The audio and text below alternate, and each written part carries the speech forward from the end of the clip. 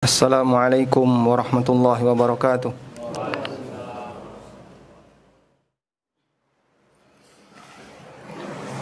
Innal hamdalillah nahmaduhu wa nasta'inuhu wa nastaghfiruh wa na'udzu billahi min shururi anfusina wa sayyiati a'malina.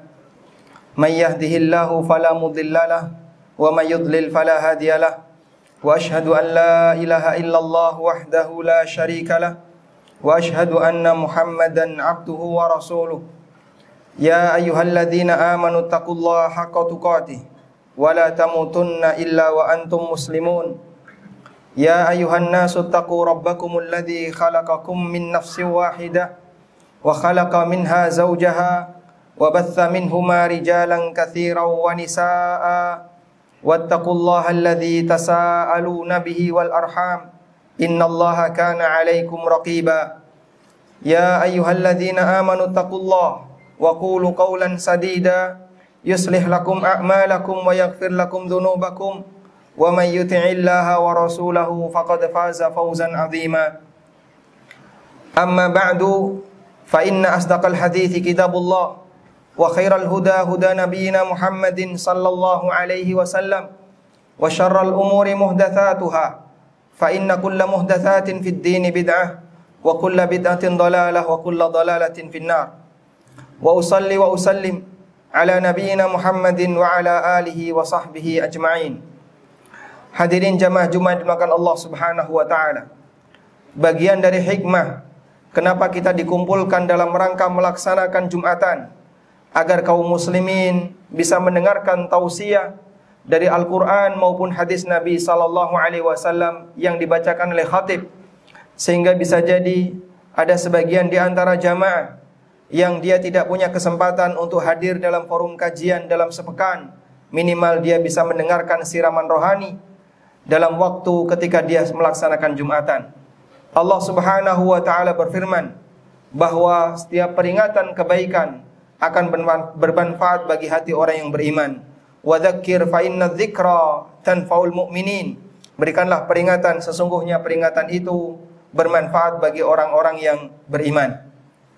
Karena itulah bagian dari adab dalam melaksanakan Jumatan, kita diminta untuk hadir tepat waktu sebelum khatib naik mimbar agar kita bisa mendengarkan khutbah secara maksimal. Waktu khutbah insyaallah tidak lama, sehingga Anda tidak selayaknya untuk datang telat setelah khatib naik mimbar. Selanjutnya jamaah dimakan Allah Subhanahu wa taala, salah satu di antara hal yang diingatkan oleh Nabi sallallahu alaihi wasallam adalah kesadaran bahwa setiap harta yang kita miliki nantinya akan dihisab oleh Allah Subhanahu wa taala di akhirat. Dan hal itu juga ditegaskan oleh Allah dalam Al-Qur'an. Allah berfirman, "Tsumma latus'alunna yawma idzin 'anin na'im." Kemudian kelak di hari kiamat kalian akan ditanya oleh Allah tentang kenikmatan yang Allah berikan kepada kalian. Dan dalam hadis riwayat At-Tirmidzi, Nabi sallallahu alaihi wasallam bersabda, "La tazalu qadama 'abdin yaumal qiyamah hatta yus'al." Kaki seorang hamba tidak akan bergeser kelak di hari kiamat sampai dia ditanya oleh Allah taala tentang beberapa hal. Salah satunya wa an malihi min aina iktasaba wa fima anfaqa. Dia akan ditanya oleh Allah tentang hartanya, dari mana dia dapatkan harta itu dan untuk apa dia gunakan harta itu. Sehingga bagi siapapun yang berinteraksi dengan dunia, bagi siapapun yang berinteraksi dengan harta, ada hal yang perlu dia siapkan di hadapan Allah Subhanahu wa taala kelak di yaumil akhir, yaitu dia harus menyiapkan jawaban untuk pertanyaan Allah tentang dari mana dia dapatkan harta itu dan untuk apa dia gunakan harta itu. Namun yang terjadi fenomena di tengah umat manusia, mereka dalam urusan harta banyak yang gagal. Dan itu bagian dari pembenaran apa yang disampaikan oleh Rasulullah sallallahu alaihi wasallam, bahwa fitnah yang terjadi pada umat beliau adalah fitnah disebabkan karena harta. Ujian yang dialami oleh umat beliau adalah ujian yang disebabkan karena harta.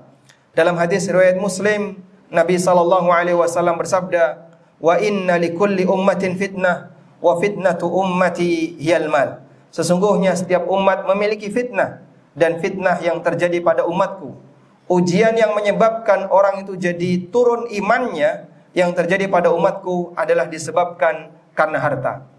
Karena harta inilah banyak orang yang kemudian mengorbankan aturan agama. Banyak di antara manusia yang mereka tidak tahu batasan halal dan haramnya. Dan disebabkan karena harta sering terjadi sengketa dan permusuhan di kalangan manusia. Karena itu Rasulullah SAW mengingatkan akan realita yang akan terjadi di akhir zaman. Realita yang beliau sampaikan ini akan muncul di akhir zaman. Nabi SAW bersabda, "Sayati 'alan nasi zamanun." Akan datang satu zaman di tengah umat manusia, la yubalil mar'u ma akhadha min, di mana orang tidak lagi peduli dari mana dia mengambil harta, aminal halal aminal haram, apakah dari yang halal ataukah dari yang haram.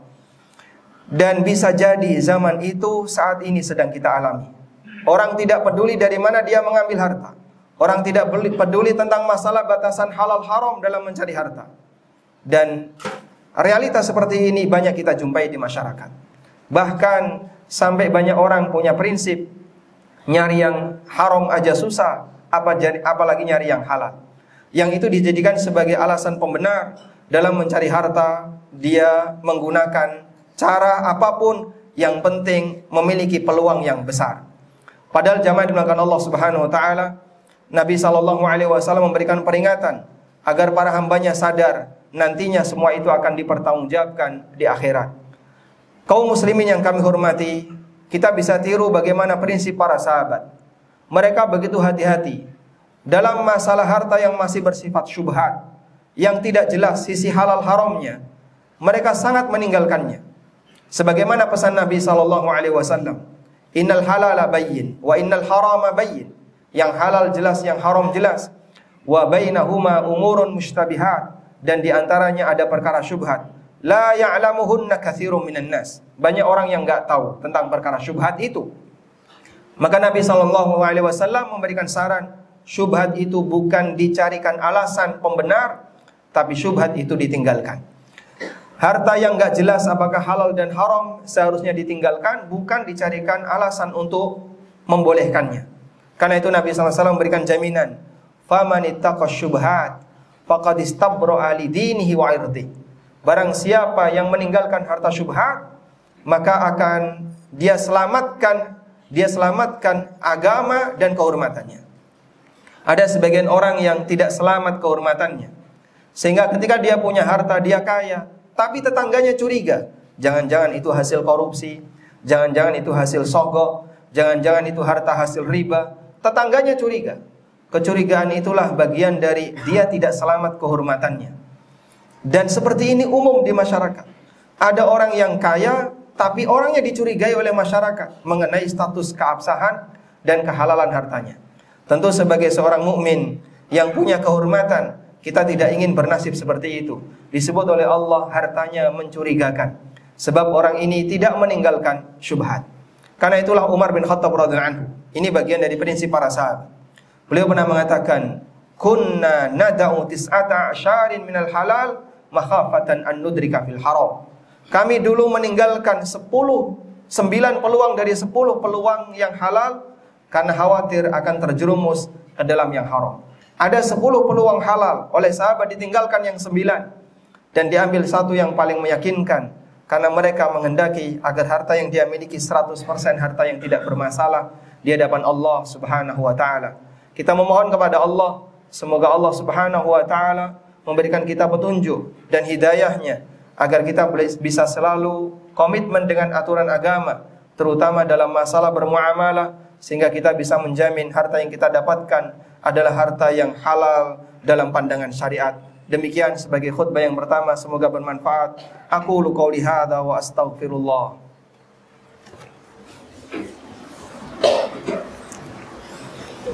Allahumma ati nafsi taqwa.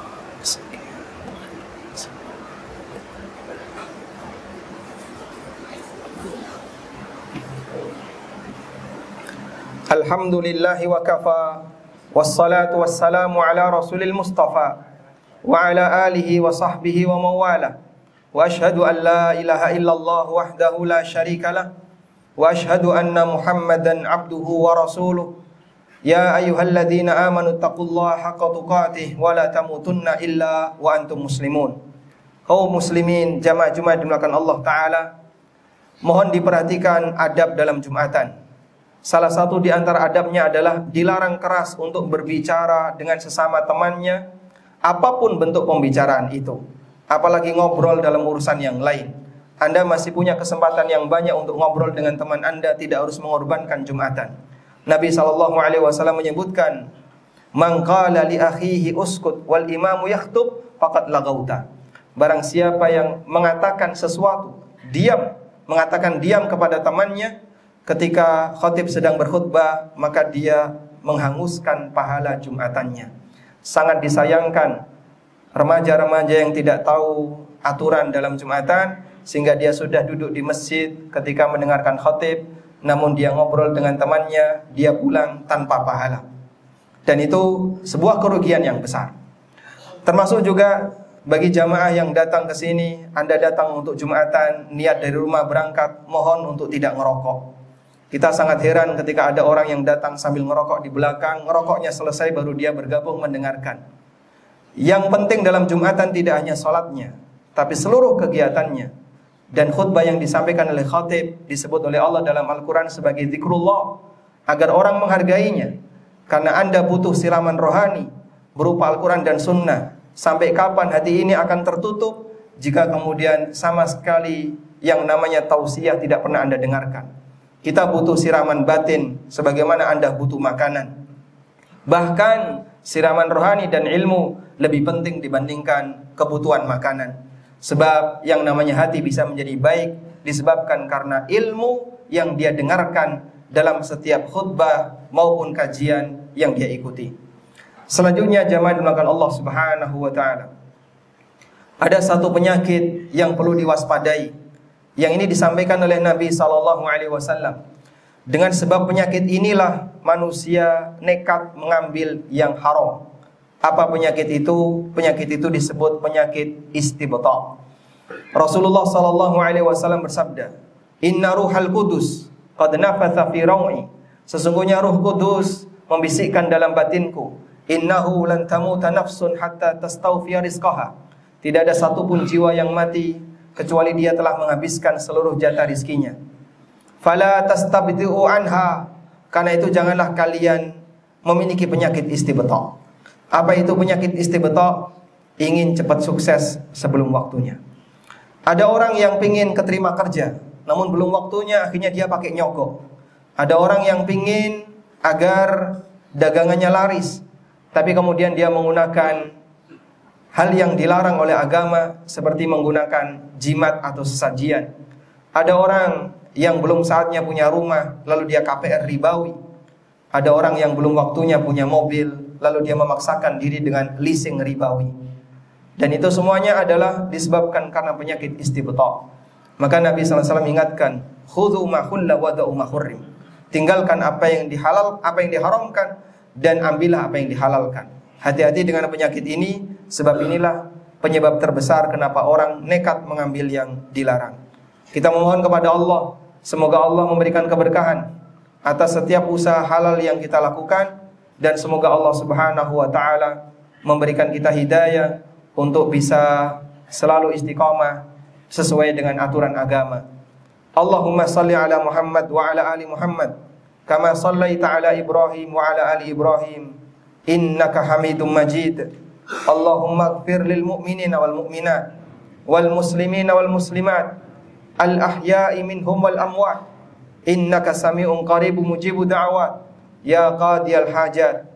Allahumma inna nas'aluka al-huda wat-tuqa wal-afafa wal-ghina. Rabbana atina fid dunya hasanah wa fil akhirati hasanah wa qina adzabannar. Wa sallallahu ala nabiyyina Muhammadin wa ala alihi wa sahbihi wa sallam.